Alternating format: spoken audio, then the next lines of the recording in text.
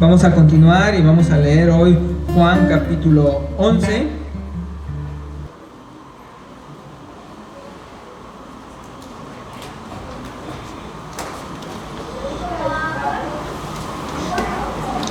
Vamos a abarcar casi todo el capítulo 11. Mientras vamos ahí, déjame comentarte que en estos días escuchaba la anécdota de un médico. Este médico se había metido en un problema porque no había dado un diagnóstico preciso. Su diagnóstico de una enfermedad no había sido el más preciso de todos, y esta persona, al no tener un diagnóstico preciso, había fallecido. Ahora, obviamente la familia había demandado al médico, pero una de las cosas que este médico argumentaba era de que cuando atendió a esta persona no le fueron dados todos los síntomas que esta persona verdaderamente tenía. Es decir, no conoció todos los síntomas y eso no le permitió diagnosticar correctamente qué estaba pasando. Había diagnosticado una cosa de acuerdo a la luz que tenía, a lo que conocía de la persona, pero había información que él desconocía. Mis hermanos, esto nos enseña de que nosotros, si no hacemos un diagnóstico correcto, no tendremos una solución correcta. Si nosotros no hacemos un diagnóstico correcto, no daremos una solución correcta. Por ejemplo, si para nosotros que una persona esté entregada al adulterio o a la homosexualidad es asunto de un demonio y diagnosticamos de que seguramente demonio tiene, nosotros en nuestro diagnóstico cometeríamos un error, y si ese fuera el caso, lo que esta persona necesitaría, ¿qué es? Alguien que le saque el demonio, alguien que eche fuera el demonio para que a fin de que ya no deje de ser adúltero o deje de ser o abandone la práctica de la homosexualidad. Si ese fuera nuestro diagnóstico. Pero si nuestro diagnóstico fuera de que esta persona es pecador y debe arrepentirse de su pecado, entonces la solución que nosotros le presentaríamos, ¿cuál sería? Arrepiéntete y cree en Jesucristo, porque solo Él te puede transformar verdaderamente. Y ahí es de acuerdo al diagnóstico que nosotros hacemos que vendrá la solución planteada. Por eso es que cuando vemos la naturaleza humana, no podemos hacerlo de este médico, dar un diagnóstico con información parcial. Porque si nuestro diagnóstico es que el hombre debe esforzarse por conocer a Dios y hacer buenas obras, cualquier religión que le permita ser una mejor persona va a ser suficiente como solución. Y no habrá ningún conflicto si esta persona se vuelve de una religión, se vuelve de otra o de otra, con tal de que sea buena persona. Si nuestro diagnóstico es de que el hombre puede conocer a Dios por sí mismo y que el hombre debe esforzarse por hacer lo bueno, eso es lo que le presentaremos a las personas. Mira, no importa qué camino elijas, lo importante es que seas buena persona. Pero si hacemos un diagnóstico correcto y si somos conscientes de la condición humana y somos conscientes de que los hombres están muertos espiritualmente, que todo hombre está en una condición de muerte espiritual, entonces no requerimos a alguien que le saque un demonio, no requerimos a alguien que le muestre un camino para ser mejor persona, necesitamos a alguien que sea capaz de resucitar a los muertos. Si la condición humana estamos muertos espiritualmente, lo que necesitamos es alguien que sea capaz de resucitar a los muertos. Mis hermanos, y ahí ya no hay muchos caminos, ahí ya no hay muchos salvadores, solo hay uno capaz de resucitar a los muertos. Solo hay uno que puede dar vida donde hay muerte. Y leeremos esto en Juan 11. Vamos a leer Juan 11. ¿Quién es que puede dar vida a los muertos. Voy a leer, va a ser una lectura extensa, vamos a leer desde el verso 1 hasta el verso 44. Estaba entonces enfermo uno llamado Lázaro de Betania, la aldea de María y de Marta su hermana. María, cuyo hermano Lázaro estaba enfermo, fue la que ungió al Señor con perfume y le enjugó los pies con sus cabellos. Enviaron pues las hermanas para decir a Jesús: Señor, he aquí que el que amas está enfermo. Oyéndolo Jesús dijo: esta enfermedad no es para muerte, sino para la gloria de Dios, para que el Hijo de Dios sea glorificado por ella. Llamaba Jesús a Marta, a su hermana y a Lázaro. Cuando oyó pues que estaba enfermo, se quedó 2 días más en el lugar donde estaba. Luego, después de esto, dijo a los discípulos: vamos a Judea otra vez. Le dijeron los discípulos: Rabí, ¿ahora procuraban los judíos apedrearte y otra vez vas allá? Respondió Jesús: ¿no tiene el día 12 horas? El que anda de día no tropieza, porque ve la luz de este mundo. Pero el que anda de noche tropieza, porque no hay luz en él. Dicho esto, les dijo después: nuestro amigo Lázaro duerme, mas voy para despertarle. Dijeron entonces sus discípulos: Señor, si duerme sanará. Pero Jesús decía esto de la muerte de Lázaro, y ellos pensaron que hablaba de reposar del sueño. Entonces Jesús les dijo claramente: Lázaro ha muerto, y me alegro por vosotros de no haber estado allí, para que creáis, mas vamos a él.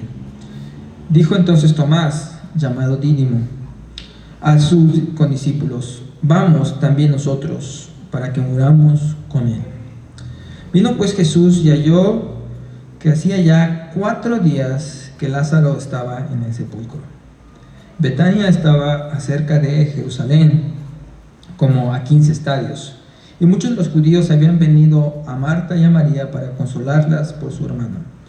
Entonces Marta, cuando oyó que Jesús venía, salió a encontrarle, pero María se quedó en casa. Marta le dijo a Jesús: Señor, si hubieses estado aquí, mi hermano no habría muerto. Mas sé ahora que todo lo que pidas a Dios, Dios te lo dará. Jesús le dijo: tu hermano resucitará. Y Marta le dijo: yo sé que resucitará en la resurrección en el día postrero. Jesús le dijo: yo soy la resurrección y la vida. El que cree en mí, aunque esté muerto, vivirá. Y todo aquel que vive y cree en mí no morirá eternamente. ¿Crees esto? Le dijo: sí, Señor, yo he creído que tú eres el Cristo, el Hijo de Dios, que has venido al mundo. Habiendo dicho esto, fue y llamó a María su hermana, diciéndole en secreto: el Maestro está aquí y te llama. Ella, cuando lo oyó, se levantó deprisa y vino a él. Jesús todavía no había entrado en la aldea, sino que estaba en el lugar donde Marta le había encontrado. Entonces los judíos que estaban en casa con ella y la consolaban, cuando vieron que María se había levantado deprisa y había salido, la siguieron diciendo: va al sepulcro a llorar ahí. María, cuando llegó a donde estaba Jesús, al verle, se postró a sus pies, diciéndole: Señor, si hubieses estado aquí, no habría muerto mi hermano. Entonces Jesús, al verla llorando, y a los judíos que la acompañaban también llorando, se estremeció en espíritu y se conmovió, y dijo: ¿dónde le pusisteis? Le dijeron: Señor, ven y ve. Y Jesús lloró. Dijeron entonces los judíos: mirad cómo le amaba. Y algunos de ellos dijeron: ¿no podía este que abrió los ojos al ciego haber hecho también que Lázaro no muriera? Jesús, profundamente conmovido otra vez, vino al sepulcro. Era una cueva y tenía una piedra puesta encima. Jesús dijo: quitad la piedra. Marta, la hermana del que había muerto, le dijo: Señor, hiede ya, porque es de 4 días. Jesús le dijo: ¿no te he dicho que si crees verás la gloria de Dios? Entonces quitaron la piedra de donde había sido puesto el muerto, y Jesús, alzando los ojos a lo alto, dijo: Padre, gracias te doy por haberme oído. Yo sabía que siempre me oyes, pero lo dije por causa de la multitud que está alrededor, para que crean que tú me has enviado. Y habiendo dicho esto, clamó a gran voz: Lázaro, ven fuera. Y el que había muerto salió, atadas las manos y los pies con vendas, y el rostro envuelto en un sudario. Jesús les dijo: desatadle y dejadle ir. Amén. Muy bien, mis hermanos, estamos ante un relato histórico donde Juan nos va presentando distintas etapas en el relato. Primero nos anuncia que Jesús se entera de que Lázaro estaba muerto. Nos introduce quién es Lázaro, nos introduce quién es Marta, quién es María, y nos dice que Jesús los amaba. Es decir, que si Jesús no atendió de manera inmediata el llamado de ir y ver a Lázaro, no fue porque no le amara. Si nos dice que Jesús amaba a Lázaro y amaba a María y a Marta, sus hermanas. Entonces, Jesús espera, se nos dice, 2 días antes de ir. ¿Por qué?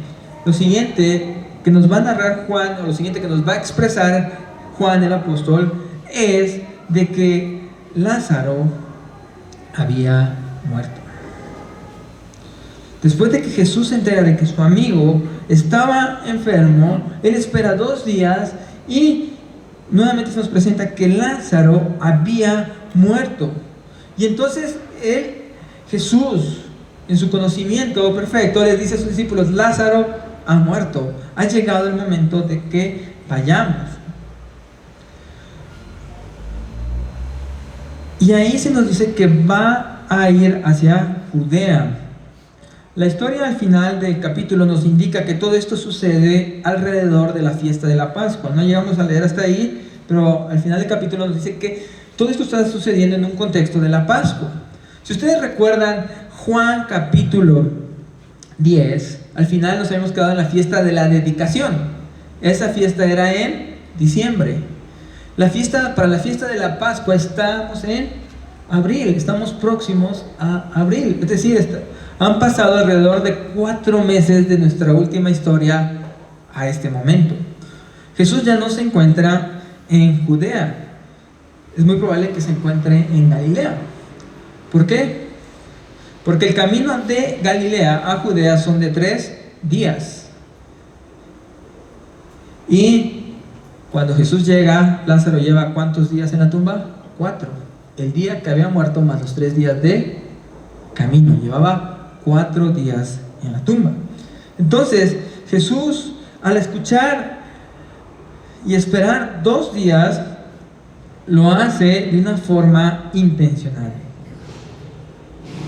Y el tiempo que transcurre nos da evidencia de que Lázaro verdaderamente estaba muerto. O sea, 4 días en una tumba. Para ese tiempo su piel estaba llena de llagas de Lázaro por los gases que el cuerpo produce. Es decir, el cuerpo de Lázaro ya estaba en un estado de putrefacción. No está resucitando a alguien que acaba de morir hace unas horas, sino que Jesús va a resucitar a un cuerpo en estado de descomposición, al punto que sus hermanas dicen: Señor, ¿para qué vamos a ver la piedra si ya lleva 4 días ahí y ya huele mal? Ya está oliendo mal. Es decir, Jesús va a resucitar a alguien, a un cuerpo que ya está en un estado de descomposición, en un estado donde se ha llenado de gases, donde su cuerpo se ha llenado de llagas y donde seguramente ya se sienten los olores de putrefacción. A ese cuerpo en descomposición, la voz de Jesús sonará y le dará vida. Y aquí nos mostrará el poder de Jesús como el Hijo de Dios para dar vida.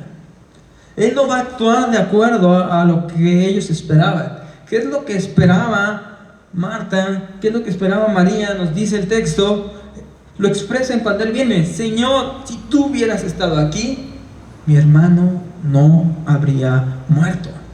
Eso lo dice Marta en el verso 21 y lo vuelve a decir María en el verso 22 cuando ve a Jesús que se postra a sus pies y le dice, Señor, si hubieses estado aquí, no habría muerto mi hermano. Los mismos judíos enfatizan, dicen, no pudo haber esto evitado que Lázaro muriera, que abrió los ojos al ciego. La esperanza era de ellos que Jesús llegara y sanara.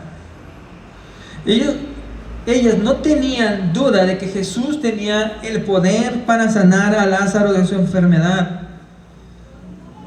Ellos tienen fe en que Jesús podía sanar a Lázaro, pero su fe va a ser llevada más allá. No les presentarán a un Jesús que tiene solo poder para sanar, sino será presentado un Jesús que tiene poder para resucitar a los muertos. Será presentado un Jesús que tiene poder para resucitar a los muertos. Mis hermanos, Juan nos quiere llevar a esta clase de fe. Muchos llegan a Jesús pensando y teniendo fe en que Él puede sanar sus enfermedades. Muchos llegan a Jesús pensando en un Jesús que puede solucionar algún conflicto personal, algún vacío que tengan.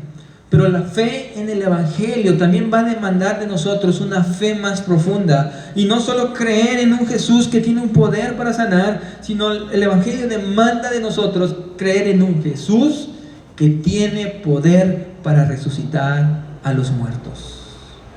Nosotros creemos en un Jesús que tiene el poder para resucitar a los muertos. Mis hermanos, la fe que salva es una fe que cree en el poder de la resurrección. Porque si no hay resurrección entre los muertos, vana es nuestra fe. Estamos en nuestros pecados. Y la esencia del Evangelio se encuentra en la resurrección de entre los muertos. ¿Y por qué esto es tan importante y tan trascendente, como decíamos al inicio? Si diagnosticamos correctamente nuestra condición, si vemos quiénes somos nosotros, si tú crees que eres alguien medio enfermo, te bastará alguien que pueda sanarte. Pero si tú crees que estás muerto en delitos y pecados, necesitas a alguien que pueda resucitarte. Y es ahí donde no todo camino te sirve ni todo camino te funciona. Es ahí que el poder de resurrección no se manifiesta por una religión. El poder de resurrección no se manifiesta por asistir a un lugar. El poder de resurrección se manifiesta en una persona que es Jesucristo. Y es ahí donde necesitamos urgentemente de Cristo si somos conscientes de que estamos muertos en delitos y pecados. Necesitamos a alguien que sea capaz de resucitar a los muertos como nosotros. Y gloria a Dios que nos ha sido dado un Salvador que puede resucitar a los muertos. Nuestro Señor Jesucristo. Entonces nuestra enseñanza de hoy es, porque Dios resucita a los muertos para su gloria, nosotros, los muertos espirituales, debemos creer en el poder de resurrección de Dios en Cristo. Dios resucita a los muertos para su gloria. Por eso nosotros, los muertos espirituales, debemos creer en el poder de resurrección de Dios en Cristo. Vamos a ir desglosando cada uno de estos puntos. Entonces empezamos con el primer punto. Dios resucita a los muertos para su gloria. En nuestro texto vemos que Jesús actúa de una forma inesperada para la familia. ¿Qué esperaban Marta y María? Lo hemos dicho, ellos esperaban de que cuando Jesús se enterara de que Lázaro, su amigo, estaba enfermo, acudiera inmediatamente a sanarle. Incluso Jesús no necesitaba ni acudir para sanarle. En otros textos vemos que Él podía sanar a distancia, Él podía dar la palabra y eso sucedía. Entonces Jesús tenía el poder para sanar a Lázaro. Sí, la familia esperaba que Jesús pudiera sanar a Lázaro. Sí, pero Jesús estaba ahí buscando algo, la gloria del Padre. Y es ahí donde nuestro texto, cuando Jesús se entera, nos dice: esta enfermedad no es para muerte, sino para la gloria de Dios, para que el Hijo de Dios sea glorificado por medio de ella. La familia en su situación anhelaba la sanidad física de todo ser querido, como todos cuando tenemos un ser querido enfermo, que anhelamos que esta persona pueda sanar. Pero Jesús está obrando para que el nombre de Dios, para que el Padre sea glorificado por medio de el Hijo. Y pareciera que el texto nos lleva a una aparente contradicción. ¿Por qué? Porque lo primero que dice cuando se entera de que Lázaro estaba enfermo es: esta enfermedad no es de muerte, sino es para la gloria de Dios. Pero, oh sorpresa, Lázaro muere. Y Jesús no va hasta que Lázaro muere. Y podrías decir: bueno, Señor, ¿no acabas de decir hace 2 días que esa enfermedad no era de muerte y hoy nos dices que vayamos porque Lázaro acaba de morir? ¿Cómo es eso posible? ¿Por qué? A ti que te hemos visto sanar con la palabra, a ti que te hemos visto sanar de tantas formas, tú podías evitar que Lázaro muriera. Y eso es lo que todos creen. Marta, María, los judíos creen que Jesús podía evitar que Lázaro muriera. Pero ¿cuál es la razón que lleva a Jesús a esperar primero que Lázaro muera? Es que Él manifestará el poder de resurrección que hay en Él, para que el Hijo de Dios sea glorificado y el Padre sea glorificado por medio de la obra del Hijo. Jesús tiene en claro cuál es el propósito de esta situación: que sea para la gloria de Dios. Él dice: sino para que la gloria de Dios, para que el Hijo sea glorificado por medio de ella. Jesús pudo haber sanado a Lázaro y dar una evidencia más de que era el Hijo de Dios, como lo hizo con el ciego o como lo hizo con el paralítico. Pero el Hijo de Dios, ahora, el Dios encarnado, ahora quiere dar también evidencia del poder de resurrección que hay en Él, el poder de levantar a los muertos. Y aquí vamos a ver algo muy importante. Dios y el Hijo se glorifican más cuando los muertos resucitan que cuando los enfermos son sanados. Hay más gloria para Dios en muertos resucitados que en enfermos sanados. Por eso es que Él va y muestra el poder grande de resurrección. Quiere llevar la fe de Marta y María, de una fe que puede sanar, a una fe en un hombre que puede resucitar a los muertos. Y su enseñanza quedará dada en evidencia. Jesús primero enseña y luego da evidencia de lo que enseña. ¿Qué dice cuando le llevan a un paralítico? Tus pecados te son perdonados. Y la gente dice: ¿quién se cree este si solo Dios puede perdonar pecados?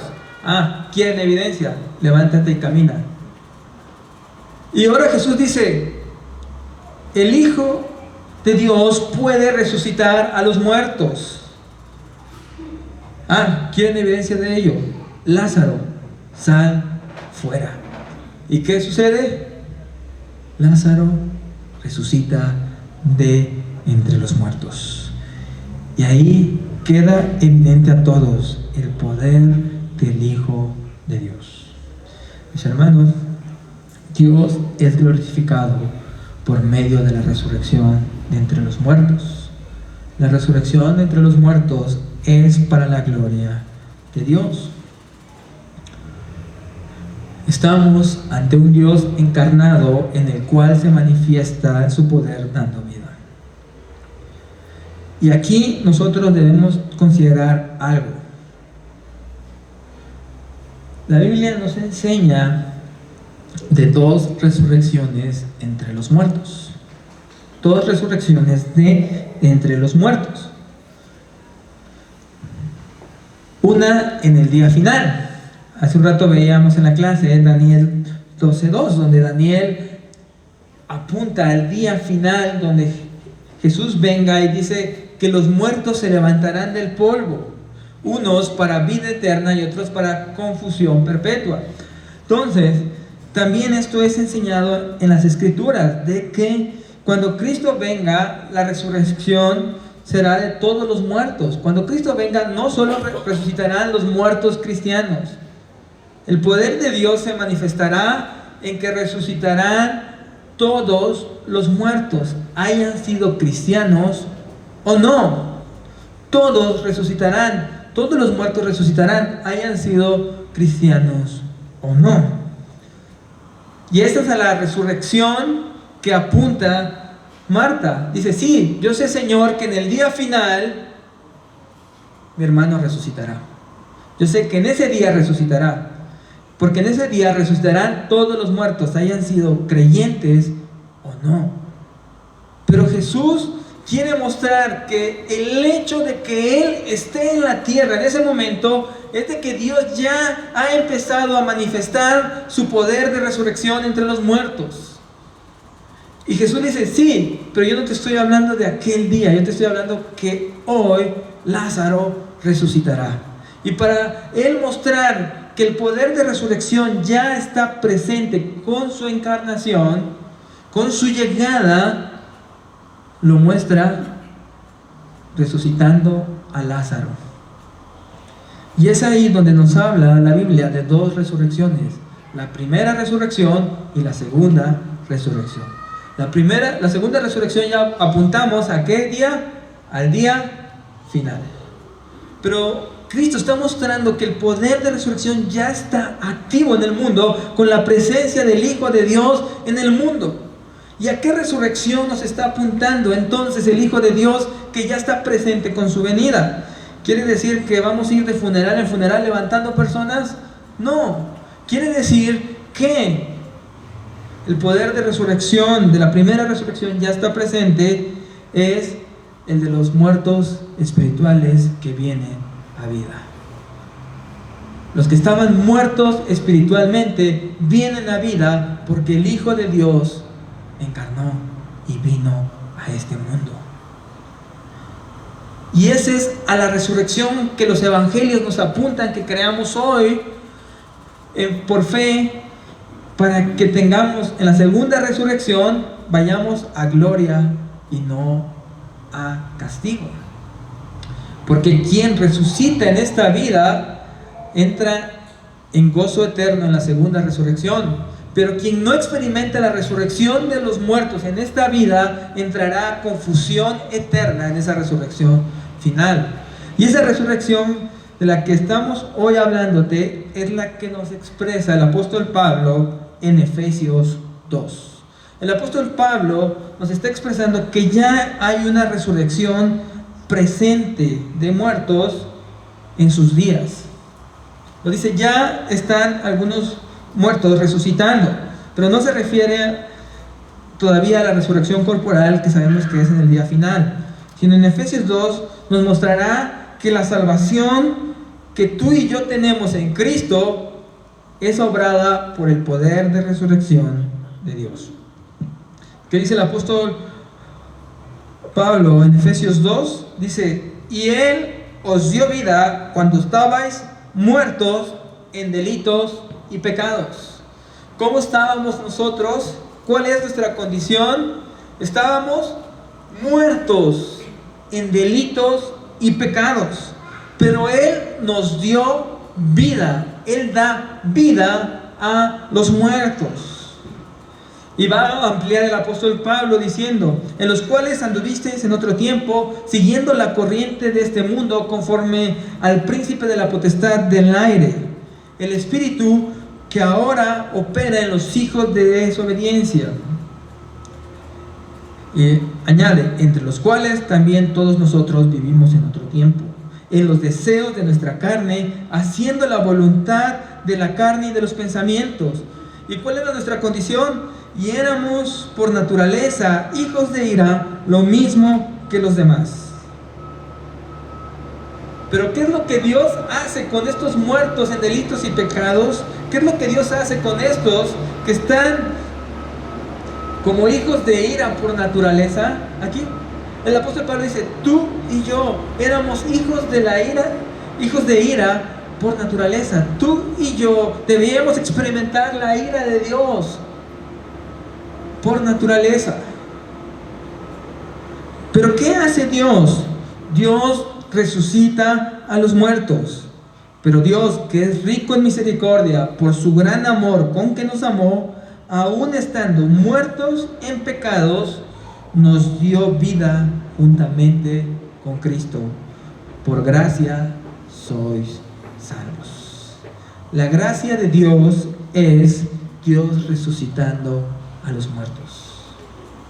La gracia de Dios se manifiesta en esta vida, en la primera resurrección, resucitando a los muertos en delitos y pecados y dándoles vida. Mis hermanos, el cristianismo no es esforzarte por tus propios medios para ser mejor persona. El cristianismo no es cambiar de una religión a otra. El cristianismo es el poder de resurrección de Dios operando en los muertos en delitos y pecados.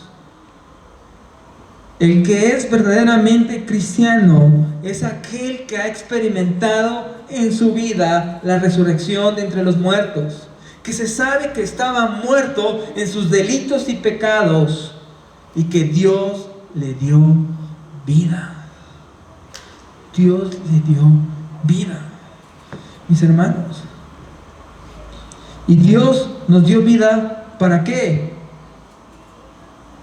Para su gloria. Hemos dicho que Dios se glorifica en resucitar a los muertos.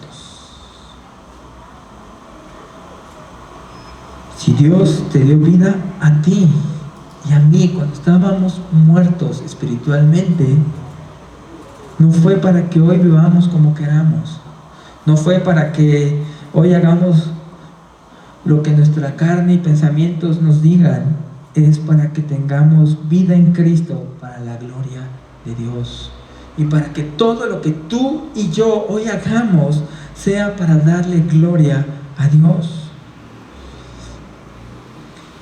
Mis hermanos, si somos verdaderamente resucitados de entre los muertos, si realmente el Espíritu nos ha dado vida, si realmente hemos creído en Jesús, debemos vivir para darle gloria a Dios. Porque estábamos ahí muertos como un cadáver con un olor fétido, en estado de descomposición. Estábamos ahí descompuestos, podridos totalmente en nuestros pecados. Y Dios dijo que iba a obrar en nosotros para que el Hijo fuera glorificado y el Padre sea glorificado por medio del Hijo.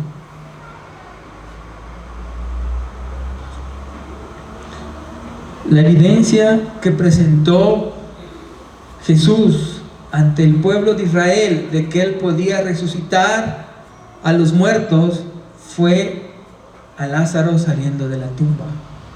La evidencia de que hoy el poder de Dios sigue resucitando a los muertos somos tú y yo en esta vida. Somos la evidencia de que Dios resucita a los muertos. Somos la evidencia de que Dios nos tomó muertos y nos ha dado ahora vida.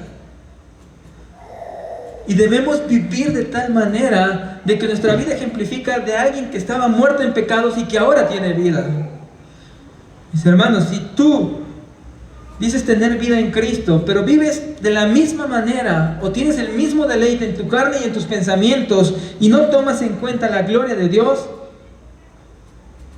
reflexiona hoy si realmente has resucitado de entre los muertos.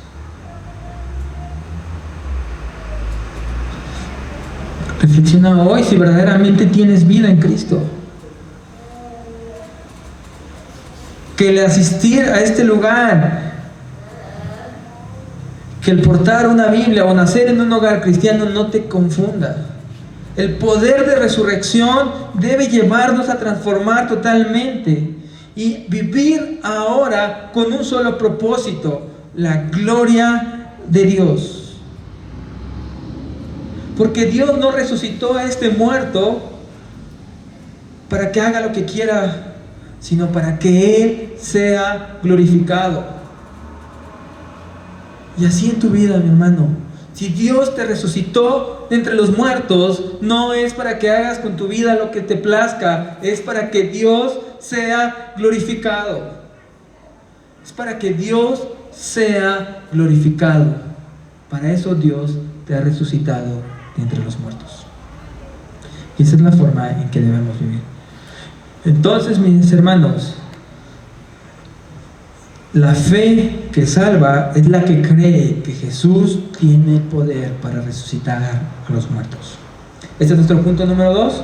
La fe que salva es la que tiene el poder, es la que cree que Jesús tiene el poder para resucitar a los muertos. En el verso 32 nos dice: María, cuando llegó a donde estaba Jesús, al verle se postró a sus pies, diciéndole: Señor, si hubieses estado aquí, no habría muerto mi hermano. Jesús entonces, al verla llorando, y a los judíos que la acompañaban también llorando, se estremeció y se conmovió y le dijo: ¿Dónde le pusisteis? Y le dijeron: Señor, ven y ve. Jesús lloró.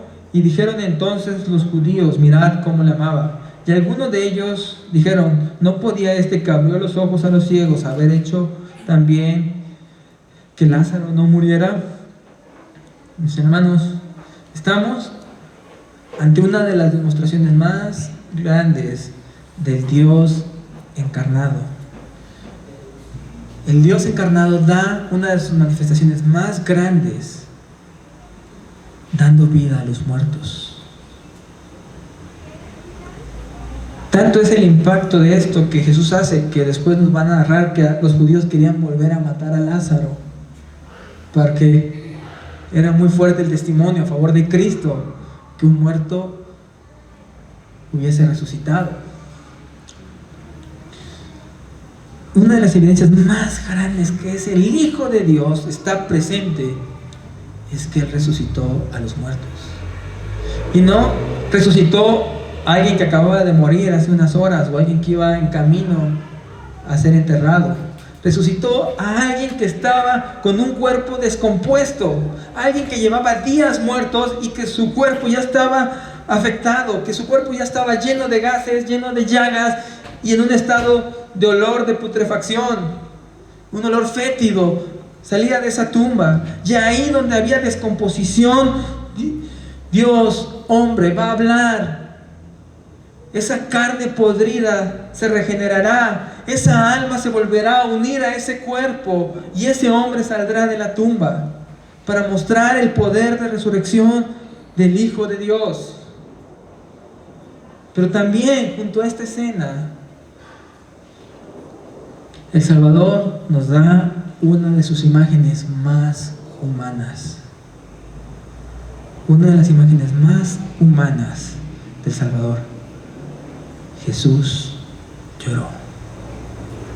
Jesús lloró. De tal modo que Juan nos está presentando un Salvador plenamente divino. cuya voz levanta a los muertos, pero un Salvador plenamente humano, que no es ajeno al dolor de estas personas. Cuando ve a María, cuando ve a los judíos llorando, Él es profundamente conmovido en su espíritu y llora. Y llora. Antes de regalarnos la visión más gloriosa del Dios hombre, nos muestra cómo este Dios se había hecho hombre, cómo este Dios se había encarnado, cómo no era ajeno al dolor humano, sino que Él, al ver a estas personas llorando, Él también lloró. Aquí tenemos a un Salvador plenamente humano y a un Salvador plenamente divino. Tenemos un Salvador completamente humano y tenemos un Salvador completamente divino. Esa es la gran verdad para nosotros, que Jesús, el Hijo de Dios, haya encarnado, que la divinidad haya asumido humanidad, reflejada en un pasaje, en un episodio histórico en el cual Jesús muestra su poder divino al resucitar a los muertos, pero muestra su condición humana al llorar con los que sufren. Ese es nuestro Salvador, mis hermanos. Tenemos un Salvador que entiende nuestro sufrimiento, que entiende nuestro dolor. No tenemos un Salvador que es ajeno a nosotros, sino tenemos un Salvador que es uno como nosotros. El Hijo de Dios se hizo hombre. Y el Hijo de Dios se conmovió por el dolor humano. Lloró. Pero gracias a Dios que Él es poderoso para dar vida a los muertos. Y nos es dada una evidencia grande de nuestro glorioso Salvador. Verso 38 dice: Jesús, profundamente conmovido otra vez, vino al sepulcro. Era una cueva y tenía una piedra puesta encima. Y Jesús dijo: quitad la piedra. Marta, la hermana del que había muerto, dijo: Señor, hiede ya, porque es de 4 días. Jesús le dijo: ¿no te he dicho que si crees verás la gloria de Dios? Entonces quitaron la piedra donde había sido puesto el muerto. Y Jesús, alzando los ojos, dijo: Padre, te doy gracias por haberme oído. Yo sabía que siempre me oyes, pero lo dije por causa de la multitud que está alrededor, para que crean que tú me has enviado. Y habiendo dicho esto, clamó a gran voz: Lázaro, ven fuera. Y el que había muerto salió, atado las manos y los pies con vendas, y el rostro envuelto en un sudario. Jesús les dijo: desatadle y dejadle ir. Hermanos, por si alguien entre ellos tenía dudas de que Lázaro había muerto, la piedra de la tumba fue quitada. Con un cuerpo ya que lleva 4 días muerto, ya se imaginarán el olor que habrá salido de ese lugar. Pero Jesús da gracias al cielo y dice: Lázaro, ven. Un llamado como el que hemos visto que Jesús hace a sus ovejas, un llamado que personal a Lázaro. Lázaro, ven. Y Lázaro se levanta y sale. La carne en descomposición, decíamos, se regenera, el olor fétido desvanece, y lo que era un cadáver, un cuerpo separado del alma, ahora es un alma que regresa a ese cuerpo, que vuelve a respirar, un cerebro que vuelve a trabajar, un corazón que vuelve a latir por la palabra de Cristo, que fue suficiente para traer de la tumba a un muerto. para traer vida en lo que estaba podrido. Y esto nos debe llevar a que la fe que nos salva es creer que Jesús tiene el poder para resucitar a los muertos. Y creer que Jesús, por tanto, es suficiente. Y su palabra es suficiente para que tú y yo resucitemos de entre los muertos. Debemos ver que la fe que nos salva es una confianza en el poder de resurrección en Cristo y la suficiencia de la palabra en Cristo.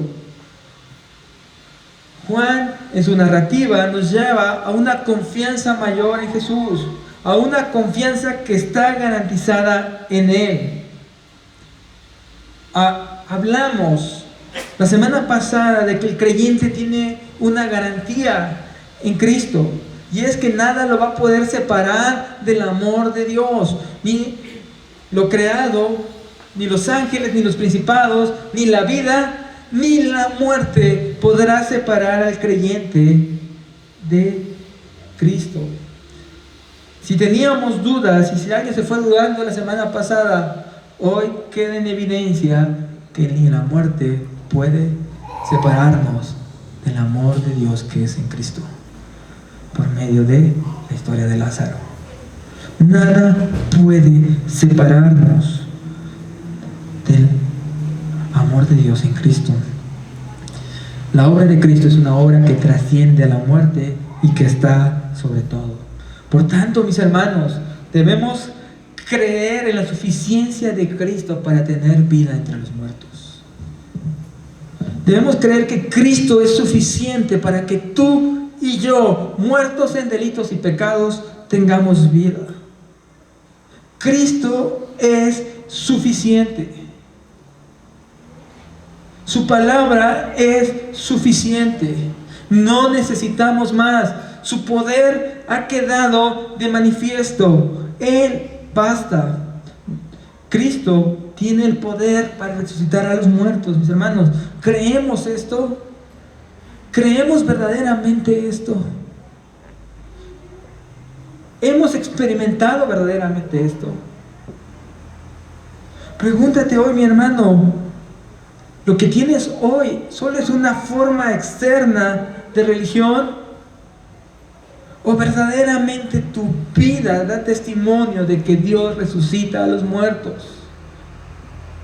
¿Verdaderamente tu vida muestra el poder de resurrección?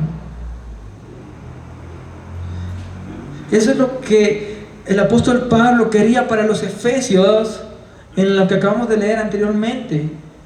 Que ellos entendieran que el poder de resurrección que levantó a Cristo de entre los muertos está operando ahora en ellos, a fin de que hoy ellos sean vivos entre los muertos. Hoy tú y yo debemos ser personas con vida en medio de los muertos.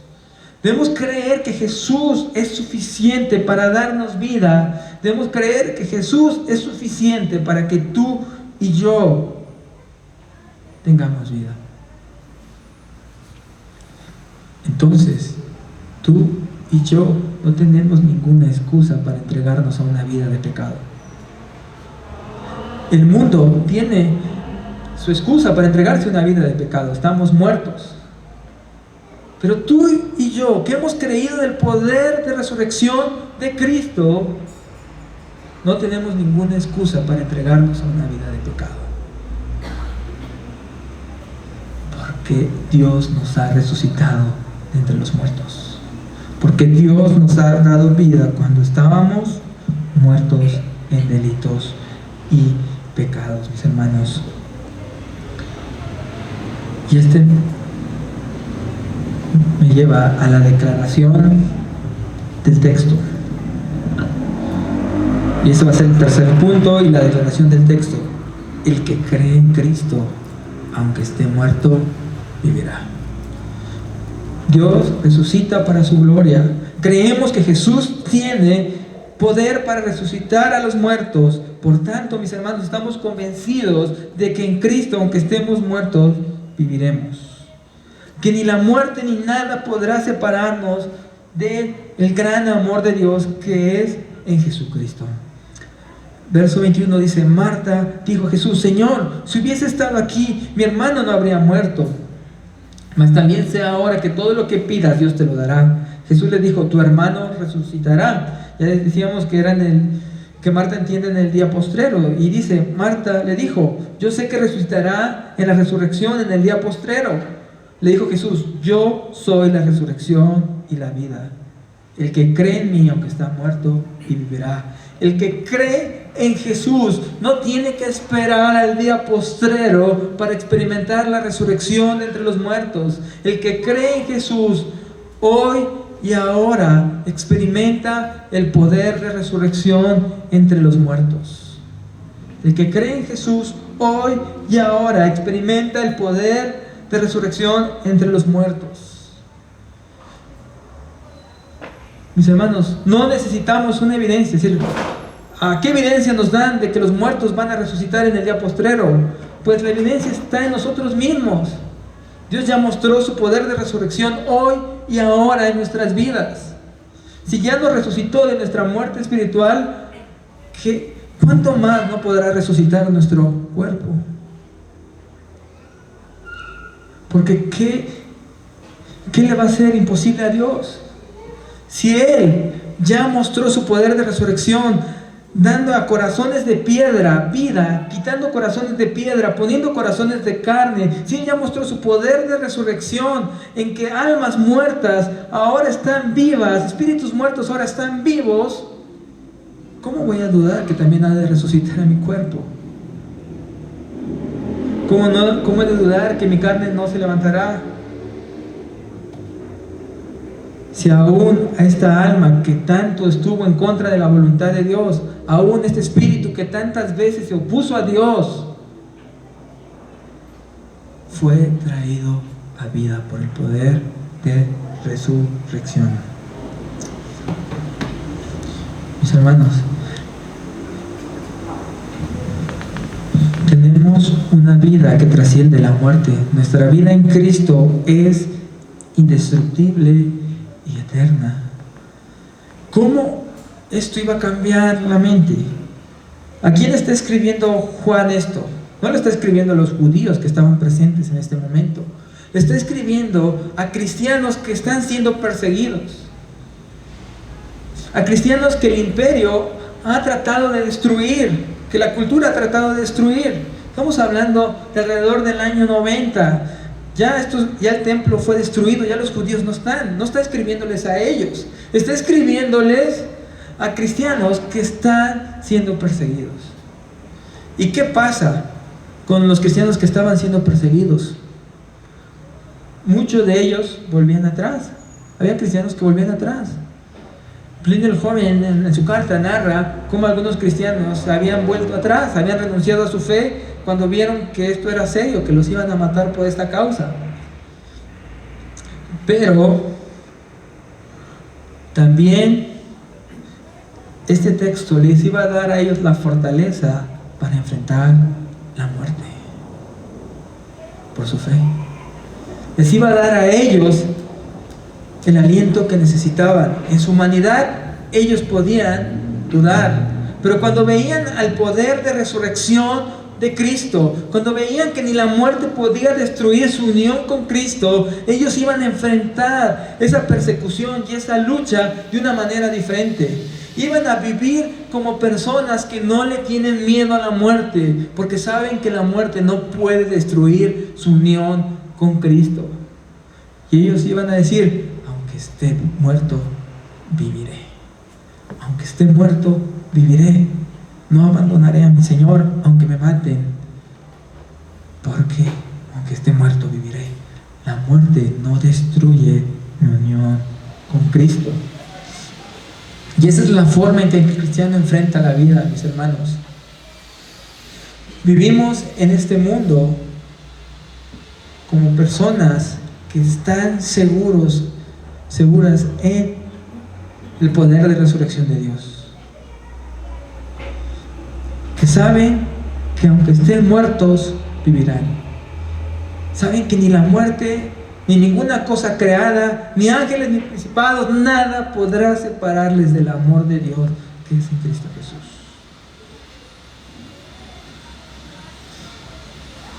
El evangelista Billy Graham decía: algún día leerán o escucharán que Billy Graham ha muerto. No crean ni una sola palabra de eso. Estaré más vivo que nunca. Y esa es la realidad con la que nosotros enfrentamos la vida, como personas que saben que la muerte no destruirá su unión con Cristo. ¿Cómo viven cristianos en este mundo que están convencidos en el poder de la resurrección? Viven como aquellos que saben que el hombre no puede destruir la vida eterna que les ha sido dada en Cristo. No se atemorizan de dar testimonio de su fe, no se atemorizan de qué pueda suceder por su fe. Mis hermanos, si el día de mañana se desatara una persecución en contra de los cristianos acá en México, nosotros diríamos: no importa que nos maten, porque aunque estemos muertos, viviremos. Porque el poder de Dios, de Cristo, no se ve limitado por la muerte. El poder de Cristo no se ve limitado por la muerte. Vivimos como aquellos que están viviendo para la gloria de Dios, que han puesto su confianza en Dios y viven para su gloria. Ese debe ser nuestro distintivo de vida, mis hermanos. ¿Qué es lo que ha llevado a tantos cristianos a entregar su vida por Cristo y el Evangelio?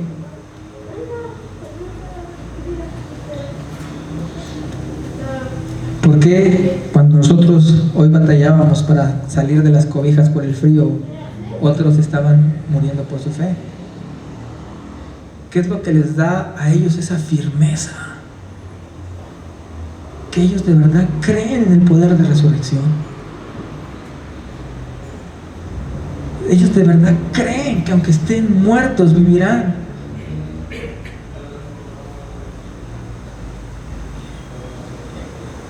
Y por eso no abandonan su fe.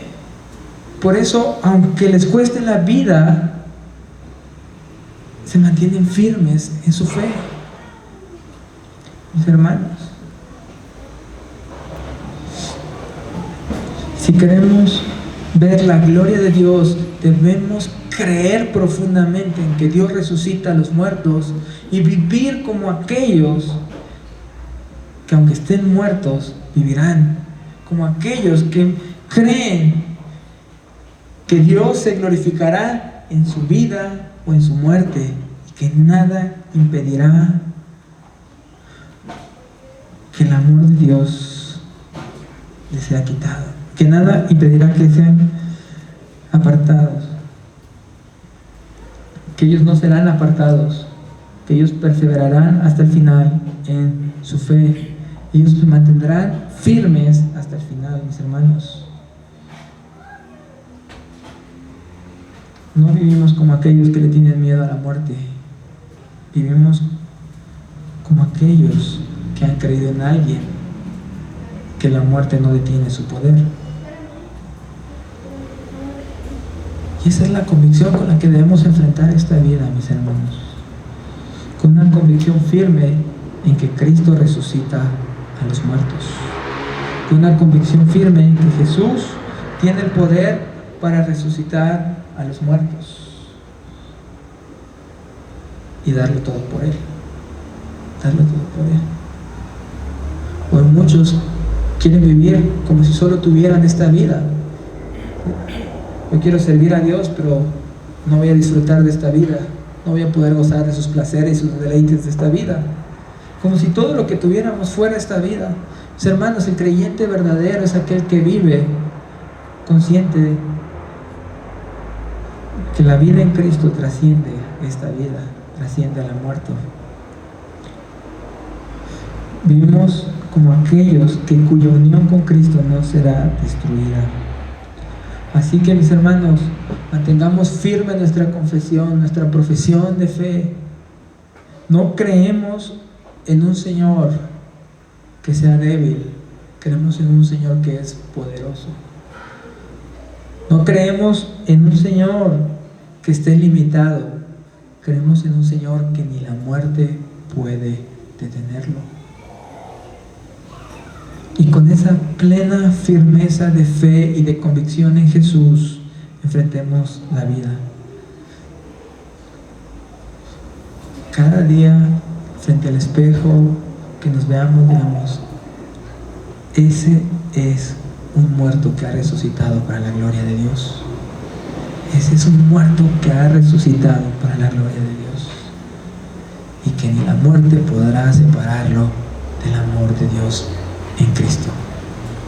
Y con esa convicción hagamos frente a cada una de las pruebas, luchas, dificultades que podamos enfrentar. Gloria sea dada a Dios por el poder de resurrección manifestado en Cristo. Oremos.